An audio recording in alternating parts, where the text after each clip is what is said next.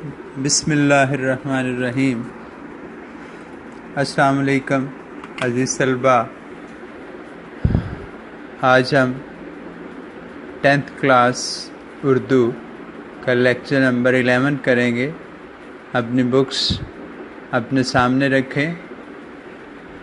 آج ہمارا جو لیسن ہے وہ ہے مجھے میرے دوستوں سے بچاؤ۔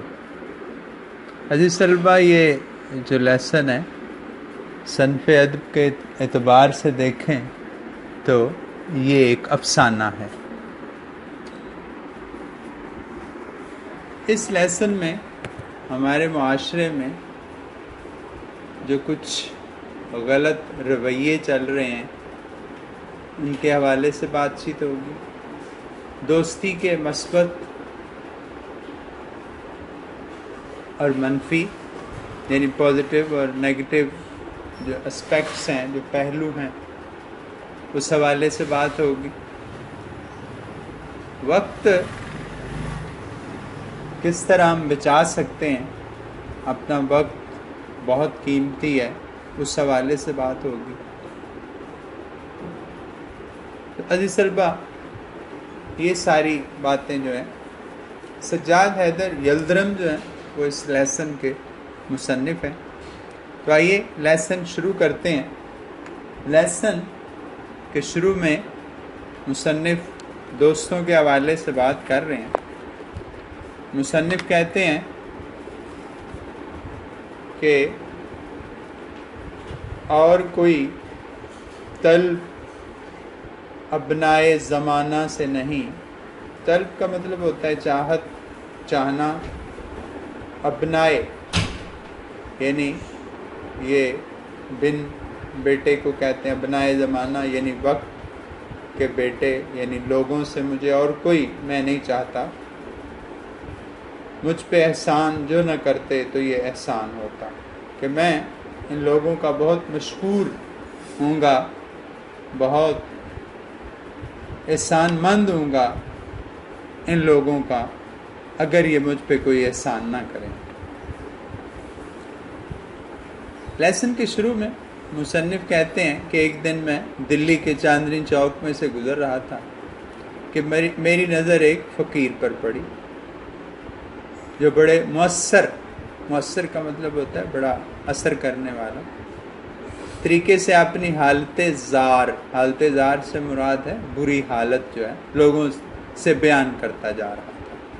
مصنف ایک فقیر جو ہے وہ اس کے حالات ہمارے سامنے بیان کرنے لگے ہیں کہ جب میں چاندنی چوک سے گزر رہا تھا تو ایک فقیر کو دیکھا میں نے، وہ بڑے ہی پر اثر انداز میں، بڑے اچھے انداز میں کہ اس کی بات جو ہے وہ دل پہ اثر کر رہی تھی، ہر آنے جانے والے کو اپنی طرف متوجہ کر رہی تھی۔ وہ اس انداز میں جو ہے وہ بات کر رہا تھا اور اپنے جو اس کے برے حالات تھے، جو غربت تھی، جو تباہ حالی تھی، وہ اس انداز میں لوگوں کے سامنے پیش کر رہا تھا کہ لوگ اس کی گفتگو سے، اس کی بات چیت سے متاثر ہو رہے تھے۔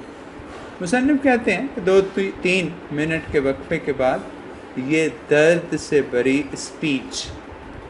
عزیز طلبہ، آج اردو کے بارے میں آپ اسپیچ سے کہ یہ اسپیچ اصل میں انگلش کا لفظ ہے، یہ ذرا تھوڑا آپ کو ڈیفائن کر دوں۔ اسپیچ کا مطلب ہوتا ہے تقریر، یہاں پہ گفتگو بھی آپ کہہ سکتے ہیں۔ اصل میں اردو جو ہے آپ کو شروع میں بتایا تھا کہ یہ ایک لشکری زبان ہے۔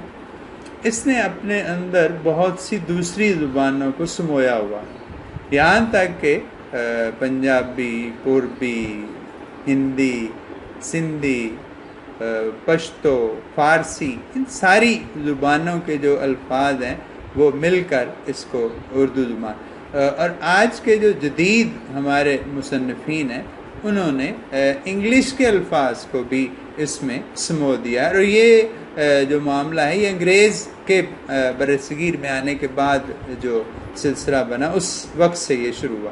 جی، تو بات آگے بڑھاتے ہیں کہ 2-3 منٹ کے وقفے کے بعد یہ درد سے بری اسپیچ یعنی اپنی گفتگو، اپنی تقریر انہی الفاظ اور اسی پیرائے یعنی اسی انداز میں دہرا دی جاتی. یعنی وہ جو بات کر رہا تھا، اپنی بری حالت بیان کر رہا تھا، اسی انداز میں بار بار 2-3 منٹ کے بعد دہرا دیتا تھا تاکہ لوگ جو گزر رہے ہیں وہ اس کی کچھ مدد کر دیں.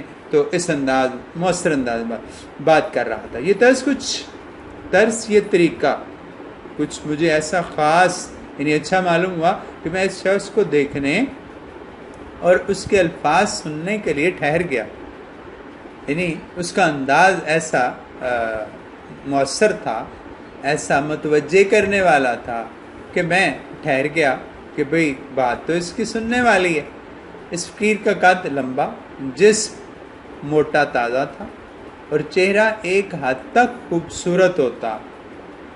یعنی یہاں پہ یہ الفاظ بڑے غور طلب ہیں، مصنف کے مشاہدے کی داد دینی پڑے گی ہمیں کہ وہ کس خوبصورت انداز میں کہ اس کا چہرہ خوبصورت ہوتا، مگر اب کیوں وہ بدصورت تھا چہرہ اس کی وجہ بھی مصنف نے بڑے زبردست انداز میں آگے بتائی ہے کہ بد معاشی، عام طور پہ ہمارے عام بد معاشی کا لفظ اور معنوں میں استعمال ہوتا ہے. یعنی اگر کوئی کسی کو ڈرا دھمکا کے دھکے سے کوئی پیسے لے رہا ہے کام، اس کو ہم کہتے ہیں بد معاش.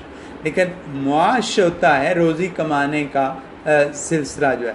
تو بد معاشی اس کا مطلب ہے روزی کمانے کا برا یا غلط طریقہ.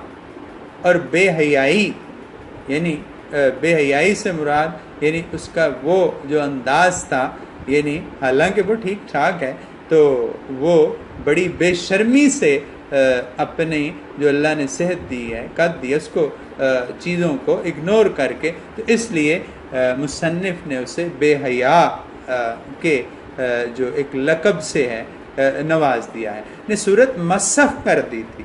مسخ کا مطلب ہوتا ہے کسی چیز کا بدنما ہو جانا. تو مصنف کا ذرا مشاہدہ دیکھیں عزیز طلبہ کہ وہ کہہ رہے ہیں کہ فقیر کا قد لمبا تھا، ٹھیک ٹھاک تھا، موٹا تازہ تھا، لیکن اس کا جو کمانے کا طریقہ، اللہ کی نعمتوں نے جو صحت اللہ نے اس کو نعمت دی تھی اس کا وہ شکر نہیں کر رہا تھا. تو اس بے شرمی نے اس کا چہرہ بگاڑ دیا تھا. یہاں پہ ہمارے لیے بھی ایک سبق ہے کہ ہم بھی اگر اپنا کل کو آپ جو ہے وہ اچھے انداز میں اگر اپنا معاش کا ذریعہ نہیں رکھیں گے تو ہماری صورتیں بھی ہو سکتا ہے اسی فقیر کی طرح ہو جائیں. آگے دیکھیے گا، یہ تو اس کی شکل تھی، رہی اس کی صدا یعنی آواز.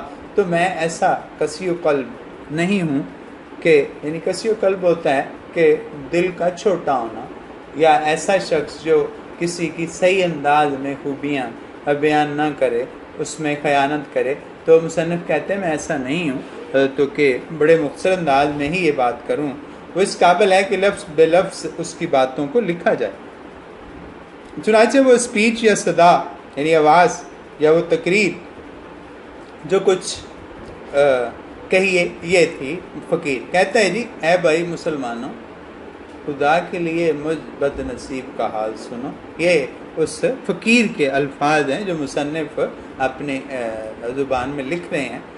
میں آفت مصیبت کا مارا 7 بچوں کا، یعنی میرے اوپر بہت سے مصائب ہیں، اور اس کے ساتھ ساتھ اب وہ اپنی اولاد کو بھی اللہ معاف کرے، انہیں مصائب میں سے ایک مصیبت قرار دے کر کہتا ہے کہ میں آفت کا مارا 7 بچوں کا باپ ہوں، اب روٹیوں کو محتاج ہوں. یعنی ان بچوں کے جو کھانے پینے کا سلسلہ ہے وہ میں اچھے انداز میں نہیں چلا سکتا، اور اپنی مصیبت ایک ایک سے کہتا ہوں. میں بھیک نہیں مانگتا، یعنی میں کوئی بھکاری نہیں ہوں. یعنی جیسے باقاعدہ کوئی پروفیشنل بھکاری ہوتے ہیں، پیشہ ور، اسی طرح وہی زبان تھی اس کی. میں چاہتا ہوں کہ اپنے وطن جو ہے وہ واپس چلا جاؤں، اپنے ملک چلا جاؤں. میں غریب الوطن ہوں، اپنے وطن سے دور ہوں، مگر کوئی خدا کا پیارا مجھے گھر بھی نہیں پہنچاتا کہ مجھے اتنے پیسے دے دے کہ میں اپنے گھر چلا جاؤں. بھائی مسلمانوں، میں غریب الوطن ہوں، اپنے وطن سے دور ہوں، پردیس میں ہوں، میرا کوئی دوست نہیں. ہائے میرا کوئی دوست نہیں کہ جو میری مدد کرے. اے خدا کے بندو میری سنو، میں غریب الوطن ہوں. تو عزیز طلبہ اس انداز میں وہ اپنی بات کہہ رہا ہے. تو فقیر تو یہ کہتا ہے اور جن پر اس قصے کا اثر ہوا، یعنی اس گفتگو کو جنہوں نے سچ مانا کہ واقعی بھئی یہ سچ کہہ رہا ہے، ان کی خیرات لیتا ہوا آگے بڑھ گیا وہ۔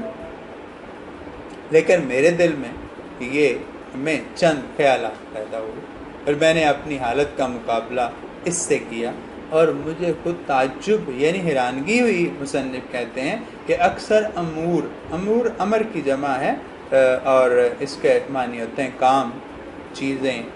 میں نے اس کو اپنے سے اچھا پایا، یعنی مصنف اس وقت تھوڑا سا احساس کمتری کا شکار تھے، تو وہ اس کو موازنہ کر رہے ہیں فقیر کا اپنے ساتھ، اور کہتے ہیں کہ میں نے اس کو اپنے سے بہتر پایا کئی چیزوں میں۔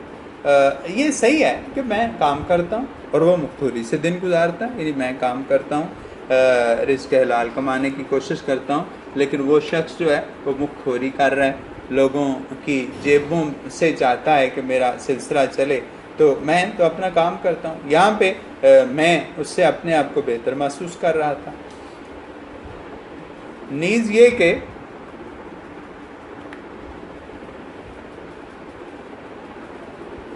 میں نے تعلیم پائی ہے، وہ جاہل ہے، وہ بالکل ان پڑھ ہے، جانتا نہیں ہے۔ میں اچھے لباس میں رہتا ہوں، میرا لباس بڑا صاف ستھرا ہے، وہ پھٹے پرانے کپڑے پہنتا، ظاہر ہے پھٹے پرانے کپڑے پہننا تو اس کی مجبوری بھی ہے، جب صاف اچھا لباس پہنے گا تو کون اس کی مدد کرے گا۔ بس یہاں تک میں اس سے بہتر تھا۔ آگے بڑھ کر اس کی حالت مجھ سے بدرجہ یعنی کئی درجے اچھی ہے۔ اس کی صحت پر مجھے رشک کرنا چاہیے۔ رشک یہاں پہ حسد کے معنوں میں آئے گا کہ مجھے حسد ہو رہا ہے کہ میں کام بھی کرتا ہوں، لیکن پیسے بھی کماتا ہوں، لیکن میری صحت اس سے بہت کمزور ہے، اور اس کی صحت بہت اچھی تھی۔ میں رات دن فکر میں گزارتا ہوں کہ وہاں سے میں نے جانا ہے، وہاں پہ پیسے آنے ہیں، وہاں پہ خرچ کرنے ہیں، بیوی بچوں کے اخراجات وغیرہ وغیرہ، اور وہ ایسے اطمینان سے بسر کرتا ہے کہ باوجود بسورنے سے مراد ہوتا ہے اپنے منہ کو بگاڑنا، اپنے منہ کو بگاڑ رہا ہے لوگوں کو شو کرنے کے لیے، اور رونے کی صورت بنانے کے اس کے چہرے سے بشاشت یعنی خوشی جو ہے وہ نمایاں تھی۔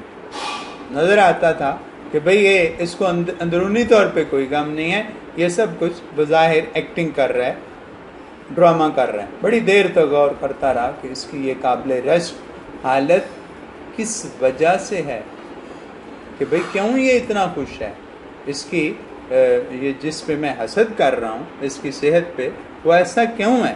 تو بڑا عجیب سا مصنف کہتے ہیں میں نے نتیجہ نکالا، اور ہو سکتا ہے کچھ لوگوں کو میری اس بات سے اتفاق نہ ہو۔ میں نے یہ سوچا کہ جسے وہ مصیبت خیال کرتا ہے وہی اس کے حق میں نعمت ہے، یعنی انعام ہے، اور وہ کیا ہے؟ آگے مصنف لکھتے ہیں، بیان کر، وہ حسرت سے کہتا ہے، حسرت یعنی بڑی مایوسی سے کہتا ہے کہ میرا کوئی دوست نہیں۔ میں حسرت سے، میں مایوسی سے کہتا ہوں کہ میرے اتنے دوست ہیں، اس کا کوئی دوست نہیں۔ اگر یہ سچ ہے تو اسے مبارکباد دینی۔ یعنی یہاں پہ مصنف جو ہیں وہ اصل میں دوستوں سے اتنے تنگ ہیں کہ وہ اس کے دوست نہ ہونے پہ اس کو ایک نعمت قرار دے رہے ہیں اور اسے مبارکباد دینا چاہتے ہیں۔ میں اپنے دل میں یہ باتیں کرتا ہوا مکان پر آیا، اپنے گھر پر آیا، کیسا خوش قسمت آدمی ہے، کہتا ہے کہ میرا کوئی دوست نہیں ہے، خوش نصیب شخص، یہی تو تو مجھ سے بڑھ گیا، بہت آگے نکل گیا۔ لیکن کیا اس کا یہ قول یعنی بات صحیح بھی ہے؟ یعنی کیا اصل میں اس کا کوئی دوست نہیں ہے؟ واقعی ایسا ہے جو میرے دوستوں کی طرح اسے دن بھر میں 5 منٹ بھی فرصت یعنی آرام سکون سے نہ بیٹھنے دے؟ میں اپنے مکان پر ایک مضمون لکھنے جا رہا ہوں، مگر خبر نہیں کہ مجھے ذرا سا بھی وقت ملے گا کہ میں تخلیے یعنی تنہائی میں اپنے خیالات جمع کر سکوں اور انہیں اطمینان سے قلم بند کر سکوں، لکھ سکوں۔ یہ مجھے نہیں لگتا کہ ایسا ممکن ہوگا، یا جو اسپیچ مجھے کل دینی ہے اسے سوچ سکوں۔ کیا یہ فقیر دن دہاڑے اپنا روپیہ لے جا سکتا ہے اور اس کا کوئی دوست راستے میں اسے نہ ملے گا اور ادھار نہیں مانگے؟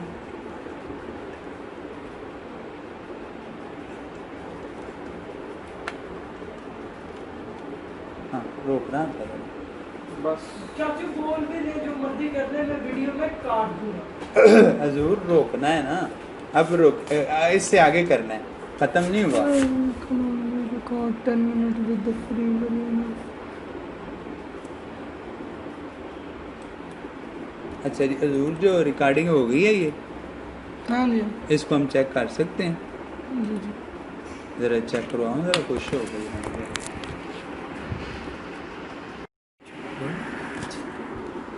جی عزیز طلبہ، یہ آج ہم نے لیسن پڑھا. اس کے ساتھ آپ تھوڑا سا اور کام جو تیار کریں گے وہ ہوگا اردو بی کا کام، اور وہ ہے ہمارا ایک مضمون، اور وہ مضمون آپ تیار کریں گے محنت کی برکات. وہ آدھا مضمون قواعد و انشاء سے یا کسی اور ہیلپنگ بک سے کہیں سے بھی آپ کو ملے تو وہ آپ تیار کریں گے اچھے طریقے سے. یہ آج ہم نے لیسن پڑھا، یہ آپ اس کی تشریح تیار کریں گے، اور اس کے ساتھ ساتھ آپ محنت کی جو برکتیں ہیں وہ فرسٹ ہاف یعنی آدھا مضمون تیار کریں گے. یہ آپ کا لیکچر نمبر 11 جو ہے وہ ختم ہوا. انشاءاللہ لیکچر نمبر 12 کے ساتھ پھر آپ سے بات چیت ہوگی. اللہ حافظ.